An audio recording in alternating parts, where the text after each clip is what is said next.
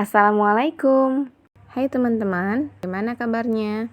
Semoga semua dalam kondisi sehat walafiat. Pada kesempatan kali ini kita akan berbicara tentang bagaimana melepaskan keterikatan dengan benda. Islam mengajarkan kita harus mampu melepaskan ikatan dengan hal-hal duniawi. Guru saya pernah mengajarkan bahwa letakkan dunia atau barang-barang yang bersifat duniawi dalam genggaman kita. Ketika barang itu berada di genggaman kita atau berada di tangan kita, maka kita pun tidak akan enggan untuk melepaskannya. Senantiasa membagikan kepada teman-teman yang membutuhkan. Seperti yang telah dicontohkan oleh Rasulullah yang senantiasa hidup dengan barang-barang yang sedikit dan secukupnya. Kita perlu meneladani sikap beliau, dan itu akan sangat bermanfaat bagi kita.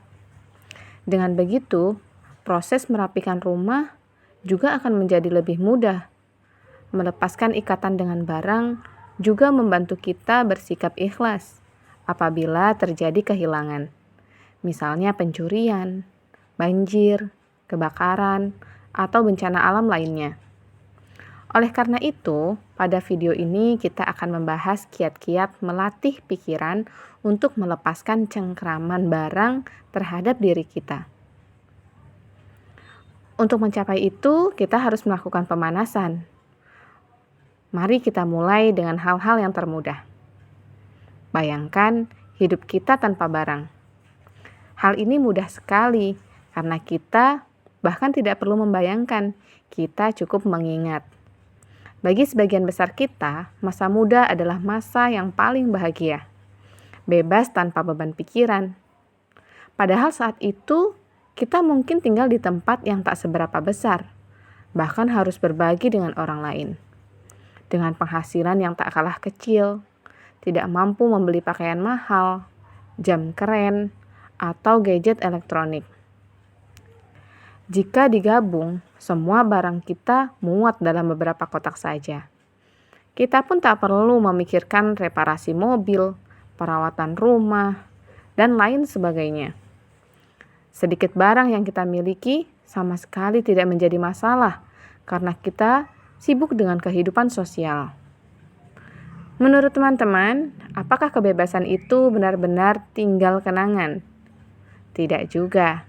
Biasanya kita berkesempatan merasakan lagi kebebasan itu 1 atau 2 kali setahun, yaitu saat kita berlibur atau staycation.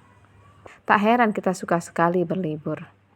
Misalnya saat berkemah, kita membawa semua barang yang dibutuhkan di ransel. Kita tidak terlalu memusingkan penampilan dan terbukti baik-baik saja hanya dengan pakaian yang dibawa. Menggunakan panci kecil, kita memasak makan malam di atas api unggun dan bersantap cukup menggunakan piring, cangkir, serta sepasang sendok dan garpu.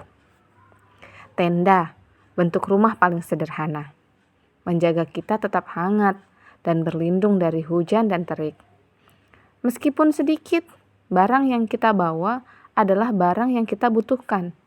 Jadi, kita punya banyak waktu untuk menikmati dan berinteraksi dengan alam bebas. Lalu, kenapa kita butuh begitu banyak barang ketika kembali ke kehidupan nyata? Sebetulnya tidak. Inilah intinya latihan kita. Kita akan belajar bahwa sebagian besar barang di sekitar kita sebetulnya tidak terlalu penting bagi kesehatan dan kebahagiaan kita. Sekarang, setelah berhasil melalui tahap pertama tadi, coba bayangkan hal yang sedikit lebih sulit, yaitu pindah ke negara lain. Sudah? Nah, jangan buru-buru memikirkan tempat untuk menitipkan barang-barang karena kepindahan ini bersifat permanen. Tidak mungkin kita menyimpan barang sembarangan karena berharap akan kembali. Mengirim barang lintas negara pun tak mungkin karena biayanya sangat mahal dan terlalu sulit. Mau tidak mau, kita harus memangkas jumlah barang hingga kita hanya memiliki barang yang benar-benar diperlukan. Pernahkah teman-teman memperhatikan bahwa banyak orang yang bertugas, pindah tugas, kemudian barang-barangnya dilelang dan dijual murah? Sekarang lihatlah seisi rumah dan putuskan barang mana yang akan kita bawa. Gitar tua yang rusak atau koleksi mainan hewan keramik? Relakah kita kado baju tahun baru 3 tahun lalu yang tidak kita sukai memakan tempat di koper? Tentu tidak, bukan? Bagaimana dengan sepatu yang membuat kaki kita sakit setelah 15 menit dikenakan atau lukisan cat minyak keluarga yang tidak kita nikmati? Tidak rela, kan? Bagaimana rasanya ketika banyak yang bisa kita pangkas saat tiba-tiba diharuskan oleh suatu keadaan? Nah, sekarang kita siap maju ke tahap berikutnya. Skenario yang paling sulit adalah bayangkan suasana tengah malam dan kita terbangun karena bau yang menusuk. Kebakaran. Dalam hitungan menit, bahkan detik, kita harus memutuskan barang-barang yang ingin kita selamatkan ketika keluar rumah. Tidak ada waktu untuk berpikir terlalu banyak, dan kita harus mengandalkan intuisi. Jika ada waktu, mungkin kita akan mengambil dokumen penting, foto keluarga, atau mungkin laptop. Tapi kemungkinan besar kita akan terpaksa mengorbankan semua barang untuk menyelamatkan diri, keluarga, dan hewan peliharaan dari sambaran api. Pada saat itu, kita tidak akan peduli sedikit pun dengan semua barang yang selama ini menyita kehidupan kita. Ya, mari kita berhenti sejenak untuk menenangkan diri. Tenang dan pelan sekali, hingga akhirnya berhenti. Apa maksudnya? Kita cenderung tidak suka memikirkan hal ini, tapi tidak ada yang bisa menampik bahwa waktu kita di dunia ini terbatas. Dan bisa saja lebih cepat daripada yang kita duga. Lalu apa yang terjadi setelah itu? Keluarga dan kerabat kita akan mulai melihat barang kita. Untung kita sudah tak bisa lagi merasakan dan menunjukkan rasa malu. Suka atau tidak, barang-barang yang kita tinggalkan menjadi bagian dari warisan kita. Rasanya tidak seorang pun yang ingin dikenang sebagai tukang pengumpul barang rongsokan atau menimbun barang yang sudah tidak bermanfaat. Tidakkah lebih menyenangkan diingat sebagai sosok yang hidup tanpa beban dan anggun, dengan hanya beberapa barang penting dan sedikit barang istimewa? Cobalah sejenak membayangkan kekayaan kita. Kisah apa yang disampaikan oleh barang-barang kita? Jangan sampai ada yang melontarkan, "Wah, tak disangka ia gemar mengoleksi wadah plastik."